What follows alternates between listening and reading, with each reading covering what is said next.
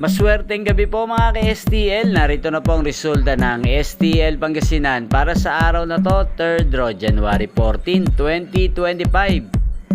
Araw ng Martes, naway ang mga natayaan nyo pong mga numero kanina ay manalo nawa ngayong gabing ito, 8:45 PM. Kaya kunin nyo na po ang inyong mga tickets.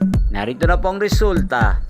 Ang mga numerong nanalo sa STL Pangasinan ngayong gabing ito, January 14, 2025, 8:45 PM. Third draw result, 28 at 24 in exact order. Sa lahat po ng timaya kanina sa STL Pangasinan para sa third draw ng 28 at 24, congrats po sa inyo.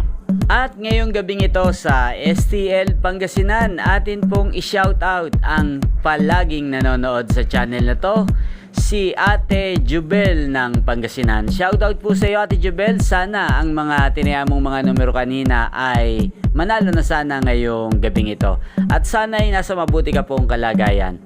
At sa lahat po ng mga taga-Pangasinan dyan, shoutout po sa inyo, especially sa aking mga subscribers na walang sawang nanonood at sumusuporta sa channel na to. Shoutout po sa inyo. Inyo pong napanood ang resulta ng STL Pangasinan sa channel na to, Roderick Hernandez TV. Maraming salamat po sa patuloy nyo pong panonood at pagsuporta sa aking channel. Huwag pong kalimutang mag-subscribe. Thank you for watching. Magkita-kita pong muli tayo bukas ng alas 12 ng tanghali. Thank you for watching.